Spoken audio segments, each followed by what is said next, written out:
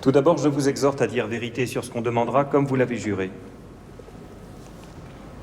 Vous pourriez me demander telle chose sur laquelle je répondrai la vérité, et telle autre sur laquelle je ne la dirai point.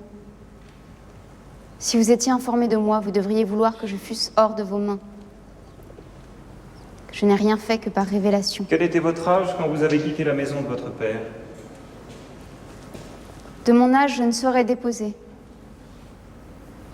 Dans votre jeune âge, avez-vous appris quelques métiers? Oui, à coudre panneaux de lin et à filer.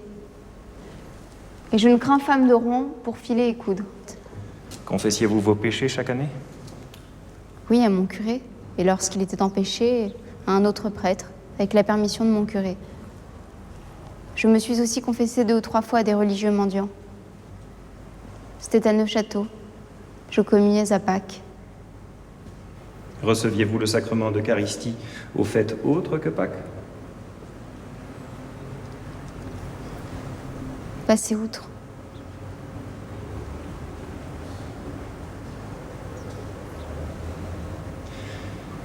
Quand avez-vous commencé à ouïr ce que vous nommez vos voix?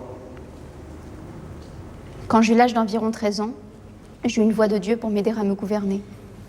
Et la première fois, j'eus grand peur.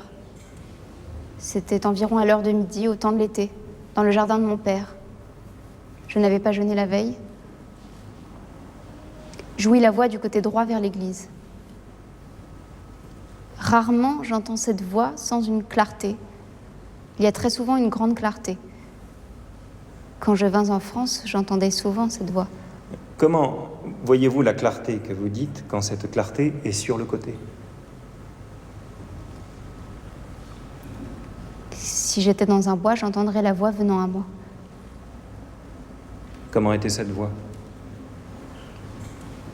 Il me sembla que c'était une digne voix. Par le conseil de qui avez-vous pris l'habit d'homme? Passez outre. Nous vous requérons de dire par le conseil de qui vous avez pris l'habit d'homme.